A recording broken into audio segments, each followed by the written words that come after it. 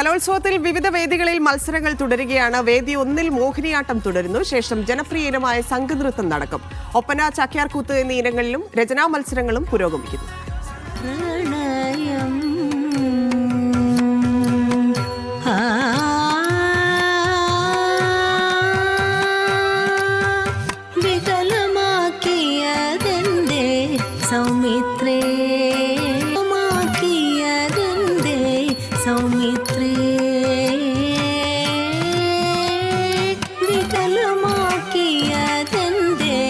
സൗമിത്രേ മമ സ്ത്രീത്വം ച മാതൃത്വം നീ വികലമാക്കിയതെന്തേ സൗമിത്രേ മമ സ്ത്രീത്വം ച മാതൃത്വം. നടരാജ് പരശുരാമും സരിസ ശോഭാചന്ദ്രനും ചേരുന്നുണ്ട്. നടരാജ്, വേദി 1-ലാണോ നിൽക്കുന്നത്? മോഹിനിയാട്ടം തകർത്താടിക്കൊണ്ടിരിക്കുകയാണ്.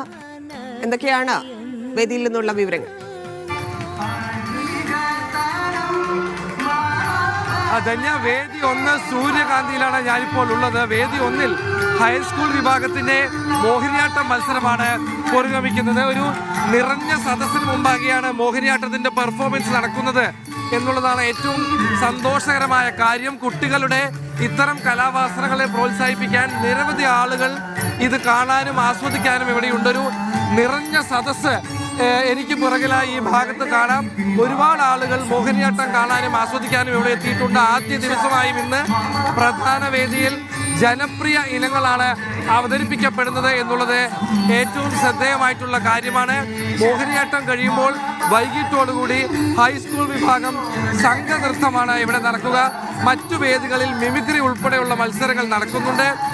ചാക്യാർകൂത്ത് ഒരു സ്ഥലത്ത് നടക്കുന്നുണ്ട്. മറ്റു സ്ഥലങ്ങളിൽ രചനാ മത്സരങ്ങൾ നടക്കുന്നുണ്ട്.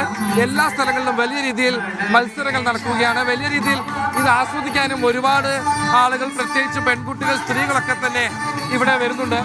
മോഹിനിയാട്ടം ഇഷ്ടമാണോ? നേരത്തെയും കാണാറുണ്ടോ? എത്രത്തോളം സന്തോഷമുണ്ട് ഇത് ആസ്വദിക്കുമ്പോൾ?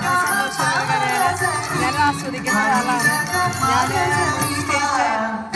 മത്സരങ്ങളെല്ലാം പാർട്ടിസിപ്പേറ്റ് ചെയ്യാറുണ്ട്. എന്ന് വെച്ചാൽ കഥാപ്രസംഗം, മോണാക്ട്, പിന്നെ റെസിറ്റേഷൻ, ലൈറ്റ് മ്യൂസിക് തുടങ്ങിയത്.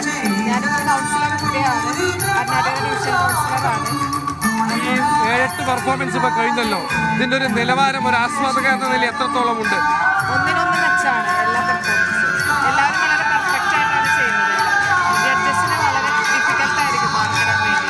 അത്തരത്തിലുള്ള കോസ്റ്റ്യൂം ആയാലും മേക്കപ്പ് ആയാലും അവരുടെ അവതരണ ശൈലി ആയാലും അതിലുള്ള ആക്ടിങ് ആയാലും എല്ലാം ഒന്നിനൊന്ന് മെച്ചത്തിലാണ് ചെയ്തുകൊണ്ടിരിക്കുന്നത്. എങ്ങനെയുണ്ട് പെർഫോമൻസുകൾ? ഏറ്റവും നല്ല പെർഫോമൻസ് ആണ്. ഇങ്ങനെയൊന്നും മെച്ചാണ് എല്ലാ തരം. നിറഞ്ഞ കയ്യടിയാണ് ഇവിടെ ഓരോ മത്സരാർത്ഥിക്കും കിട്ടുന്നത് എന്നുള്ളത് ശ്രദ്ധേയമായിട്ടുള്ള കാര്യമാണ്. വൈകിട്ടോടുകൂടി ഇവിടെ ഈ വേദിയിൽ ജനപ്രിയ ഇനമായ സംഘനൃത്തം നടക്കും. മറ്റ് സ്ഥലങ്ങളിൽ മിമിക്രി ഉൾപ്പെടെയുള്ള മത്സരങ്ങൾ വലിയ രീതിയിൽ നടക്കുന്നുണ്ട്. ചാക്യാർകൂത്തുണ്ട്, പാണിനി നൃത്തം ഉൾപ്പെടെയുള്ള പല കലാപരിപാടികൾ ഒക്കെ തന്നെ പല സ്ഥലങ്ങളിലും നടക്കുന്നുണ്ട്. എല്ലാവരും വലിയ സന്തോഷത്തിലുമാണ് എന്നുള്ളതാണ് ഈ കലോത്സവത്തെ ആദ്യ ദിവസത്തെ ഏറ്റവും പ്രിയങ്കരമാക്കുന്നത്. എങ്ങനെയുണ്ട് മത്സരങ്ങളൊക്കെ? എങ്ങനെയുണ്ട് പെർഫോമൻസ് ഒക്കെ? എന്താണ്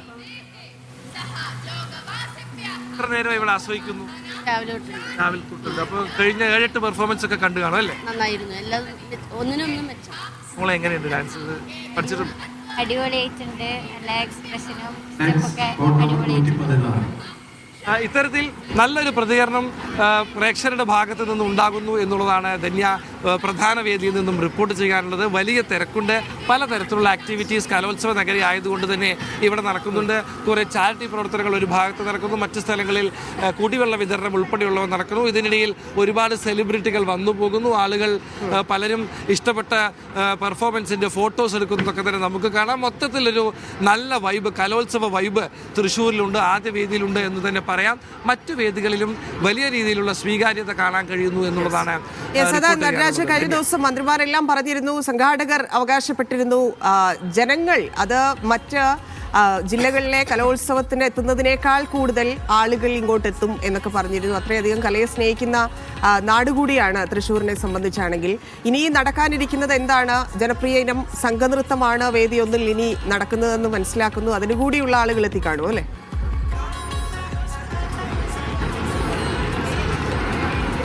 ശരിയാണ്, വലിയ രീതിയിലുള്ള തിരക്കുണ്ട്. ഒരു ദിവസം ഏറ്റവും കുറഞ്ഞത് 1,00,000 ആളുകളെയെങ്കിലും തൃശ്ശൂർ നഗരത്തിൽ പ്രതീക്ഷിക്കുന്നുണ്ട് എന്നാണ് കഴിഞ്ഞ ദിവസം വാർത്താ സമ്മേളനത്തിൽ മന്ത്രിമാർ പറഞ്ഞത്. അത് അക്ഷരാർത്ഥത്തിൽ ശരിവെക്കും വിധത്തിലാണ് ഇവിടെ കിട്ടുന്ന റെസ്പോൺസ് എന്ന് പറയേണ്ടി വരും. ഇത് ഒരു വേദി മാത്രമാണെന്ന് ധന്യ മനസ്സിലാക്കുമല്ലോ. ഇതുപോലെ 25 വേദികളിലായി വിവിധ ഇനങ്ങൾ, ഏതാണ്ട് 250ഓളം ഇനങ്ങൾ നടക്കുന്നു എന്ന് പറയാം.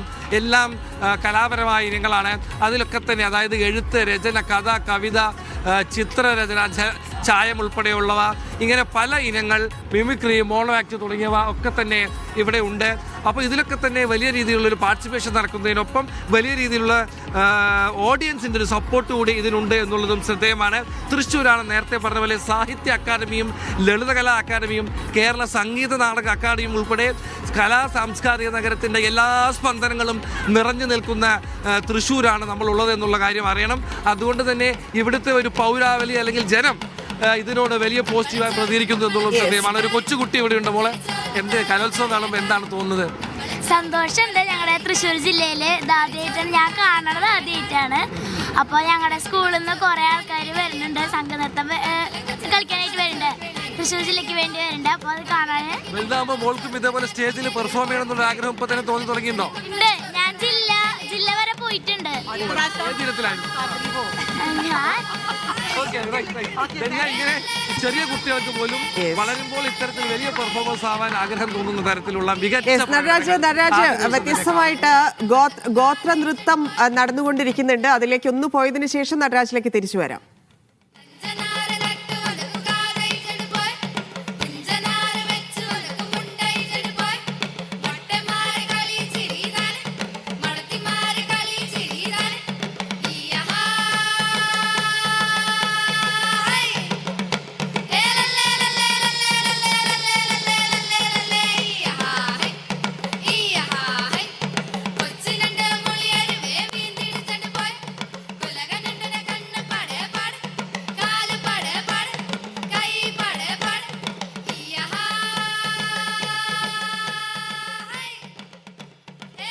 ഗോത്ര നൃത്തത്തിന്റെ മത്സരം പുരോഗമിച്ചുകൊണ്ടിരിക്കുകയാണ്.